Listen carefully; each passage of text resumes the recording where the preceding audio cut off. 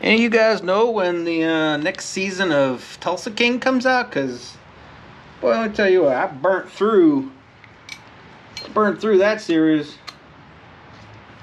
Can't wait for the next one. Old Sylvester Stallone, he looking old, but that was a pretty good show. I liked it.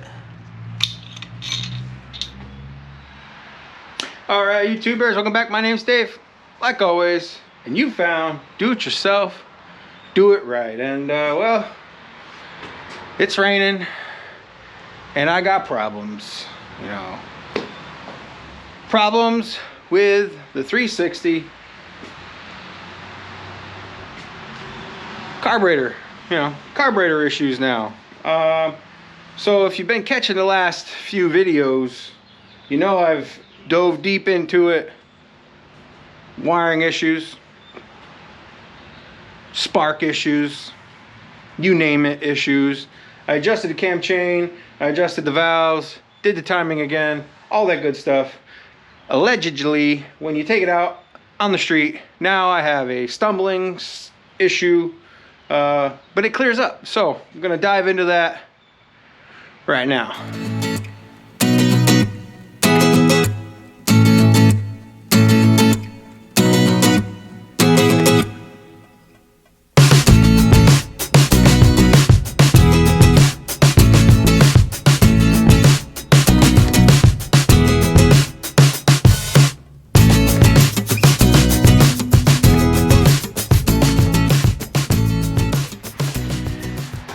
All right, if you're kind of wondering why I'm hammering so hard on this bike, well, there's a couple reasons. One reason is, you know, why not? And nothing better to do. It's raining. I could be working on the Ford, but you know, I like to work on that outside of the garage. So I'm in here, dry. I would say warm, but I'm still wearing a hoodie. And number two reason is, well, I want to get it on the road. I want to get it road ready, road worthy. And, you know, my girlfriend will be up here in a month or so. So she likes to ride these old bikes. And she doesn't like to ride the Harley. So trying to thrash this thing together, get it good, get it ready for her. So, you know, when she comes up, we can take the two of them and go for a, you know, a little spin around the mountainside. But I'm not going to do that until, you know, I'm not going to do that unless I can get this thing running tip-top shape. So when I had the whole bike apart in the previous videos, I did notice when I was cleaning the carburetor that there are 105 main jets in it. And well, that's not stock. Stock is factory would be 110, and they say the new if you put a new kit in it, the 100s would be the same size as factory. And I do remember these are not genuine Keyheim jets in there, and the way you tell that is well, there's a little like a K stamped in an original Keyheim jet, and none of those jets had them. So I'm guessing that's part of the problem. I think another issue that I had when I pulled these carburetors out and pulled them apart, the CV, the diaphragm in here, when I went to put them all back together, they were stretched out and I couldn't get them back the way they're supposed to. So what did I do? I grabbed a setup that I had laying around, and maybe that could be part of my stumbling problem off acceleration. Another issue that I have, I know there's a clutch. There's clutch issues, but I can't do anything about the clutch issues until I get a new clutch, which I'm gonna have to put in another order because I don't have a clutch pack. The clutch will start to engage, and then all of a sudden it goes boom, you know, wants to jump. So to me, that's probably a clutch pack issue. I haven't gotten into that on that side yet. I will change the oil when I do that, but that's going to be a later video. So in this video, I think what I'm going to do is I'm going to drain the carburetors, probably all over here, and get in here, change that main jet to a 100 because I don't have any original Keyheims. I'm gonna put a 100 in it, put it back together, take it for a spin around, as long as it's not raining. So yeah, let's start smelling like gas. So I'm set up. Like I said, I'm just gonna drain the fuel down here. A couple of tools I'm gonna try. The tool that I actually want, I have a ratcheting offset. Actually, I have 3 of them, but they're all up at the hangar. You know, the place of employment where I need them the most. So I'm gonna try this little offset here. Maybe get up in there. Or if that doesn't work, I'm gonna use this guy with a 1/4-inch socket. Put the bit in there with a wrench. Try to get it loose that way. And you know, you're gonna need a flat tip to take the bulb plug out to drain fuel all over the place. Let's go ahead and start that process. I did just fail to mention that also when I was in here cleaning the carburetors, I adjusted the float bowl heights, and that also could be a problem, but I'm not convinced that would be my problem. Oh yeah, guess I should have got more. Oh, I pushed them in there too far is the problem. I'm not totally convinced that that's my problem, only because, well, when I adjusted them up rather than down. So up would give me less fuel in the float bowl, which would cause less of a problem.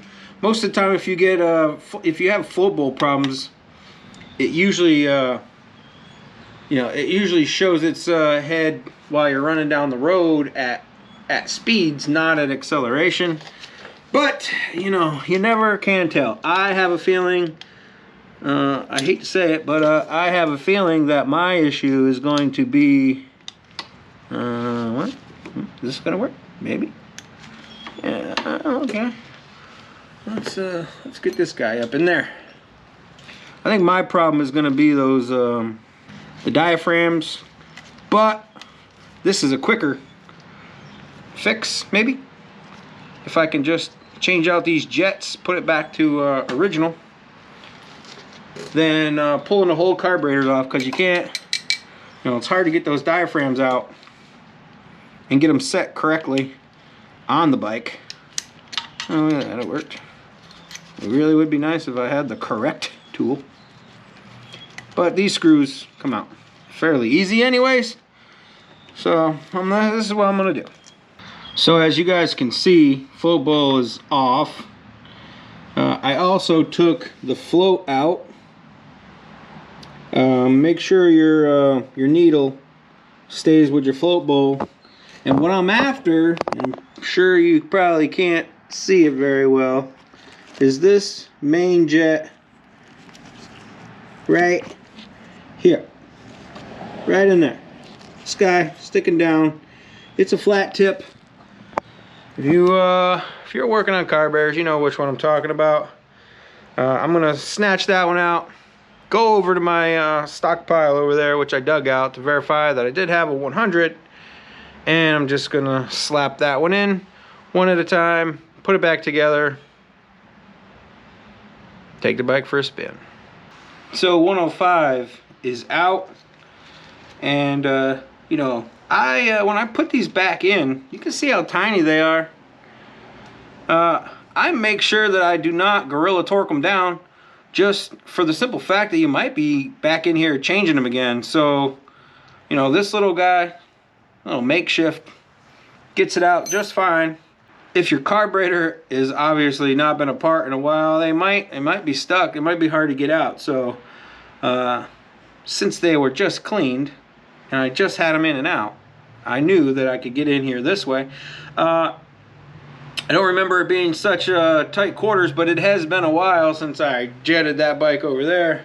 My CB550 seemed to have a little bit more room to wiggle, And I think compounding the problem is I don't have my lift, so I can't have it up in my teeth. Usually I'd just be standing here, you know, working like this rather than bending down, trying to, you know, do some Kama Sutra moves. But, you know, I'll have the 100s in, and we'll see if it runs any differently. I don't think you really need to come along for the ride. For the other side, it's the same thing, just the other side. You know, I'm just grabbing the main jet, putting a different one in. Hopefully it fixes my acceleration stumble. Once I get past like 25 to 3 grand, it picks right up, so I know it's not an ignition issue. It's definitely a fuel carburetor not jetted properly.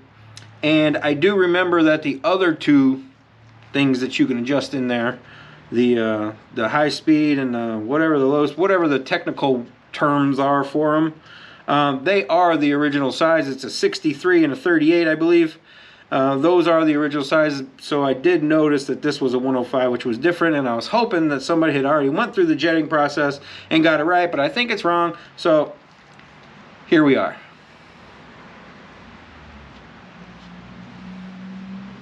Left side's back together. Going over to the right side. You do have to be a little bit careful when you take the float out. Make sure the seat gets in there right.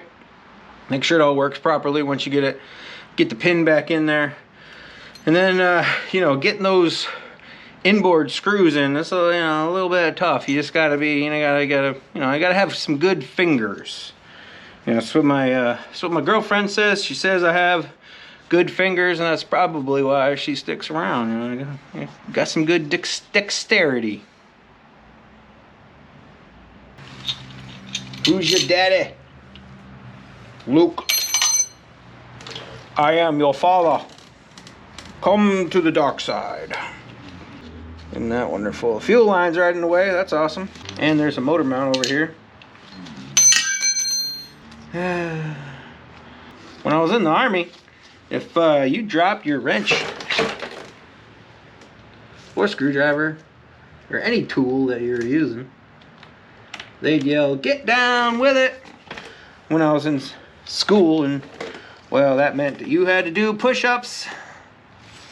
You learn pretty quickly, not good night.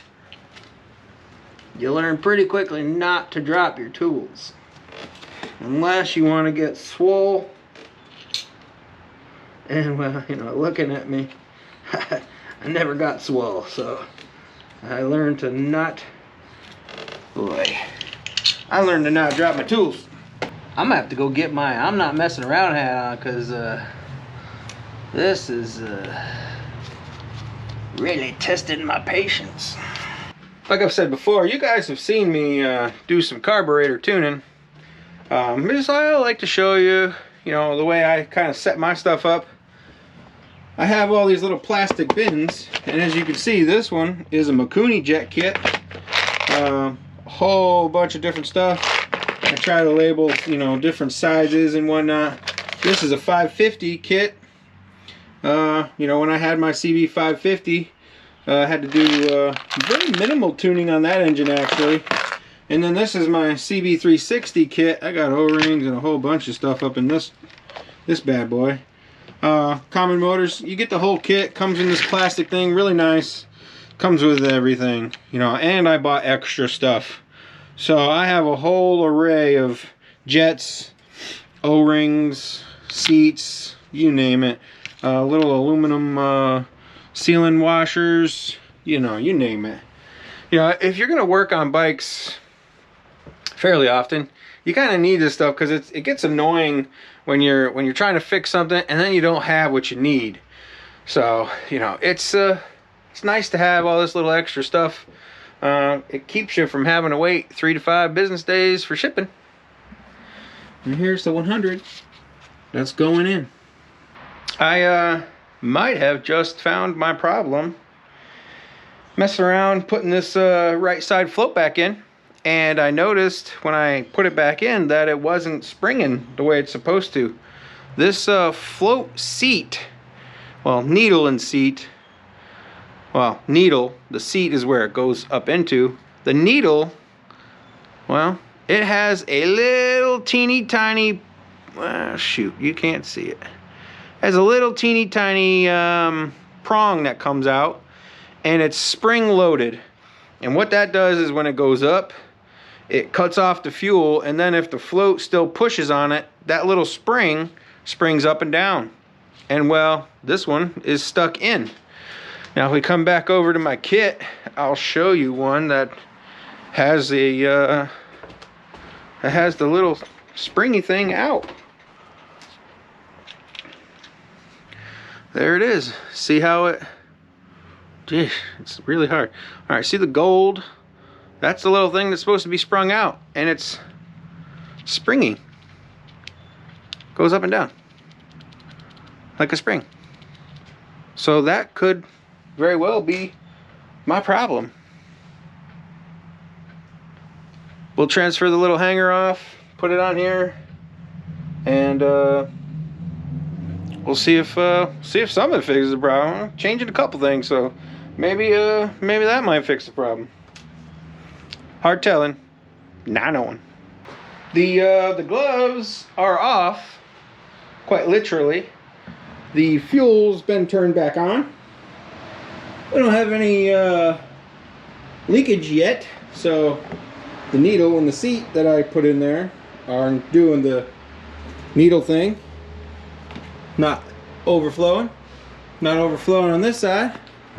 So let's give her a kick or two or five and see if she'll pop over, see if she'll start. Lights on, we got on. See what we get.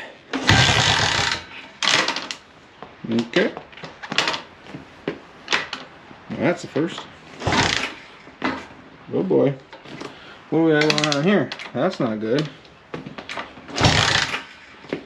Oh, well, looks like we're finding another problem. Ooh, and maybe I now understand why I got it pretty cheap. Who knows? I got the button though. Let's hit it with a button.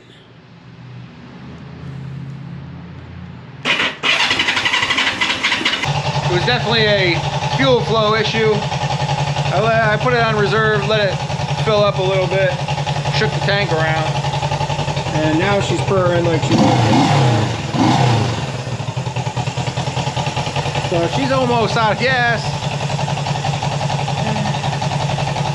So let's spin her around the neighborhood.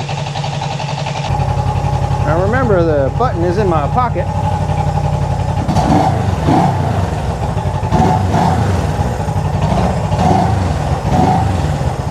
See if she wants to go any better than it did before.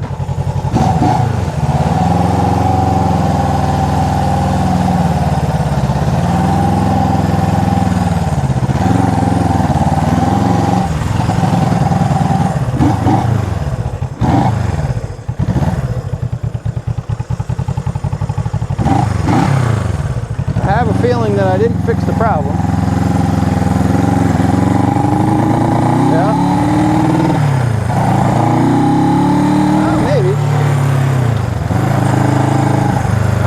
Rain, that's awesome.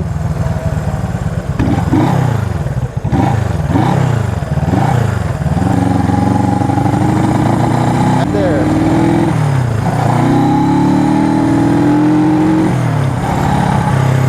I think it got worse actually.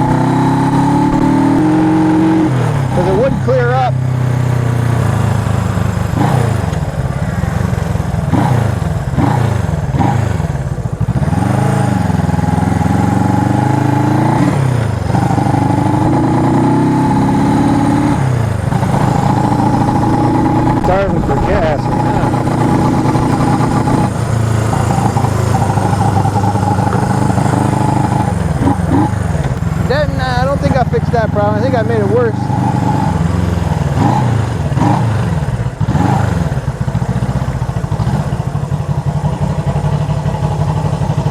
I believe the fuel level in the tank is fine. So I went ahead and went back into the carburetors, and I took out those 100s that I put in, and I put in the set of 110s that I have. Now those 110s that I have, they are not Keyheim 110s. So I don't know if maybe the 100s that I have are wrong, but there is definitely a size difference between the 100s that I just took out and the 110s that I just put in. The 110s are much smaller. So maybe it was getting too much with that main jet with those 100s. I took the 105s out, and the 105s looked just a wee bit smaller than the 100s, but they look pretty close to the 110s, and that's, you know, that's my calibrated eyeball looking at them. Well, we're gonna run her out on the street. It just stopped raining, so the roads are a little bit wet, but I'm just going down the back street. Not gonna take you along this time because my dang microphone, it's, you know, it just doesn't want to work. So, you know, you can't hear me talking if you're on my head, so I'm just gonna run it down the street and then report back to you guys. Well, dang, wouldn't you know it? You know, the time I don't take you along is the time that it runs the way it's supposed to run. There is absolutely zero hesitation now. No, and then going. And you're supposed to sit here and idle perfectly.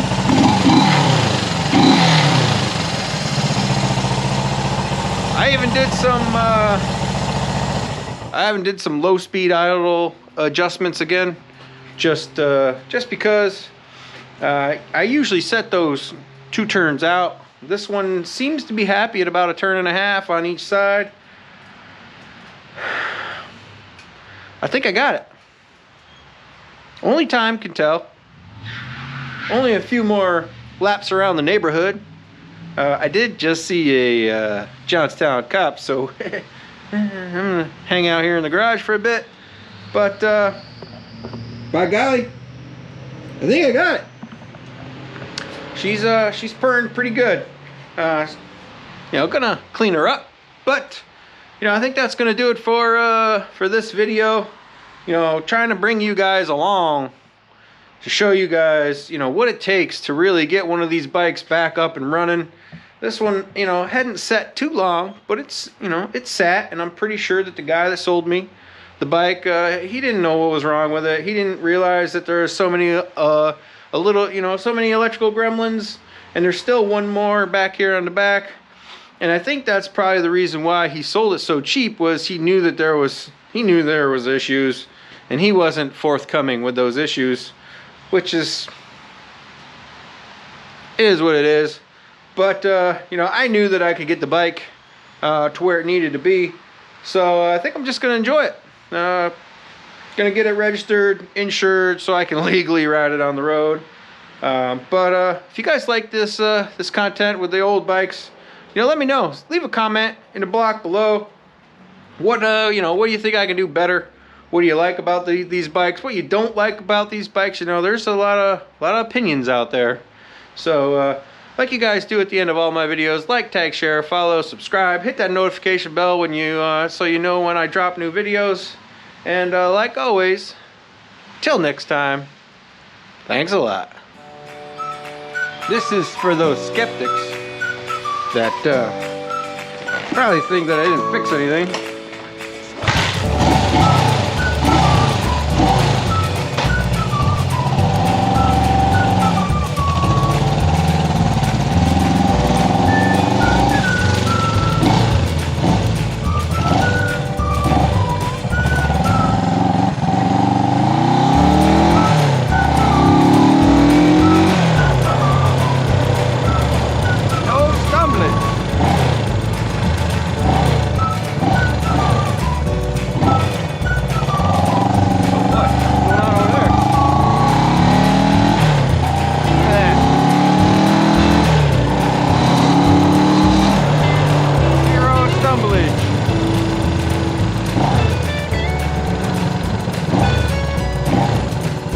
say the same for the range, but